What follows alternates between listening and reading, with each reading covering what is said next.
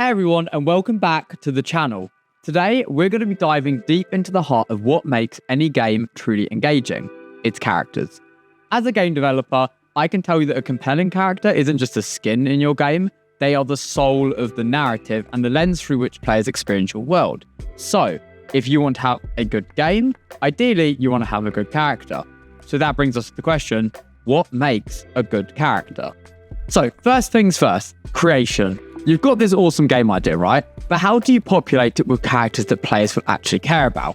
Well, it all starts with a few key ingredients, and I've come up with 5 different factors that go into making a good character. The first one is motivation. What is their motivation for living? Why does your character get out of bed in the morning? Is it to find the lost artifact, protect their family, seek revenge, or just survive another day? This core motivation is the driving force behind why they are doing everything they're doing, and it will give the player that same call to action and their reasoning for why they're even playing the game in the first place. Secondly, we have power. The power level is crucial, especially for RPGs or action games, as I often find that starting with a smaller power level allows for much better scaling and a far more satisfying progression curve. Think about it. If a character who's already got a god, who is already a god even, at level 1 leaves little room for growth when they get to level 2.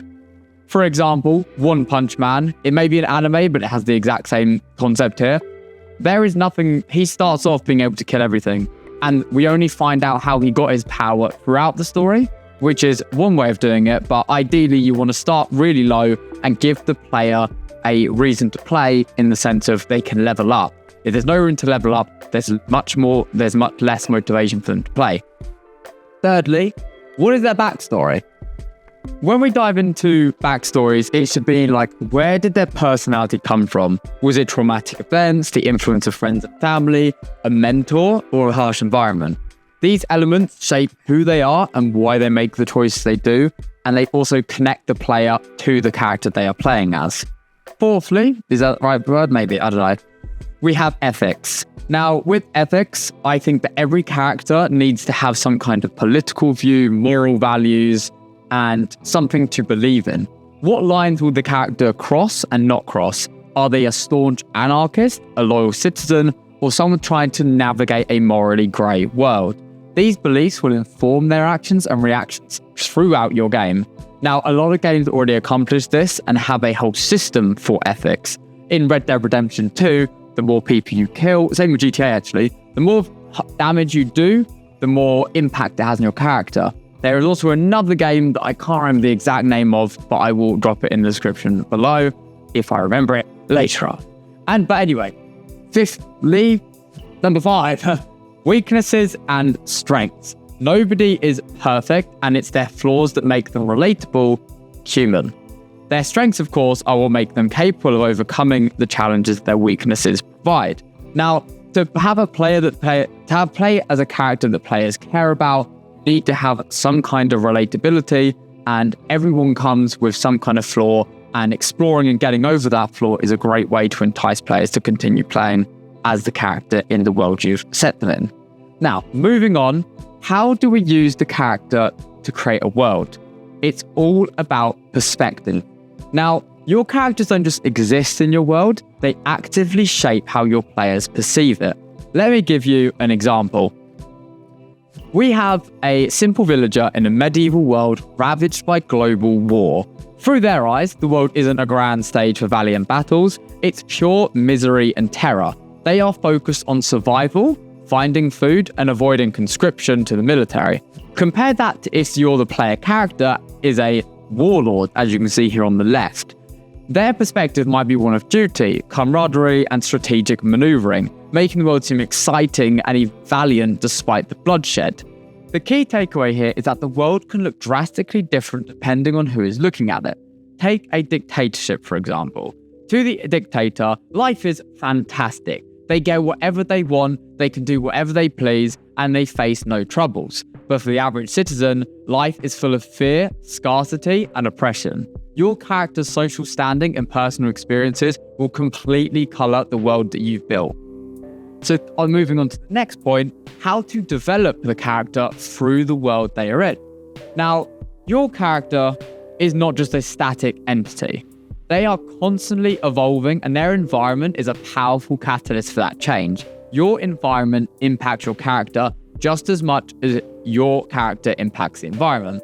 Think about a character who started as a pampered city dweller, such as Lucy from Fallout.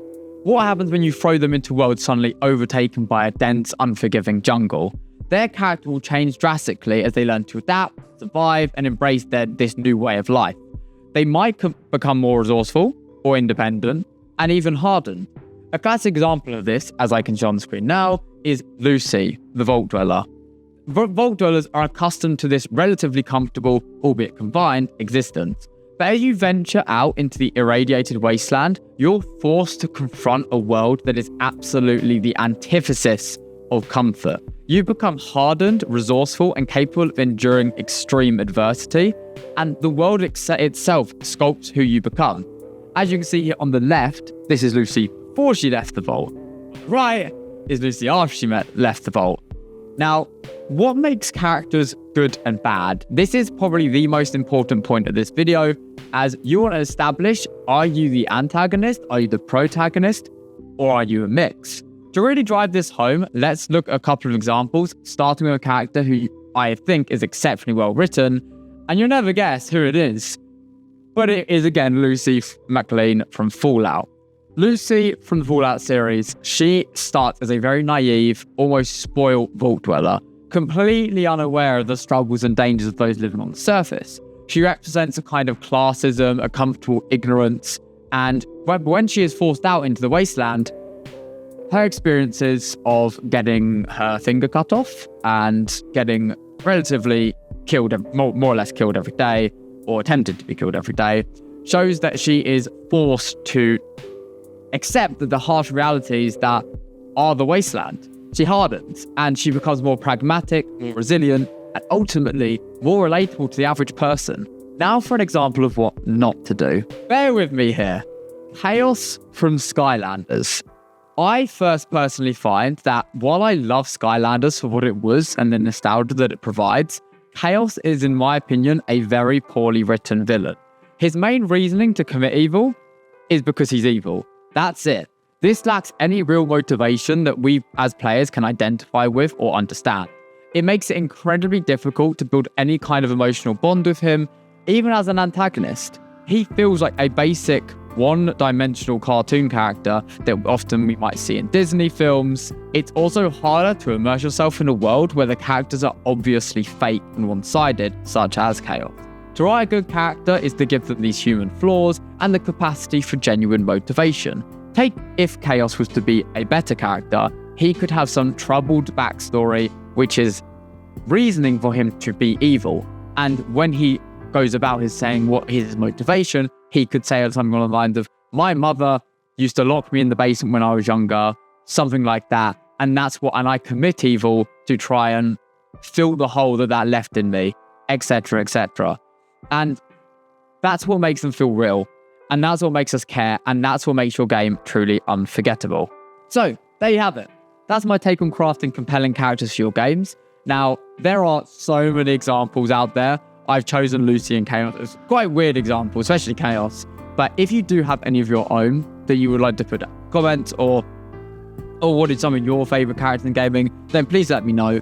And if you want to talk further about it, there is a Discord if you want to join that as well. But apart from that, hope you liked the video, and I will catch you in the next one, which should hopefully be a devlog for some kind of name I haven't come up with for my game. We'll go with Primal Onslaught for now. Anyway, enjoy the rest of your days. I will see you later.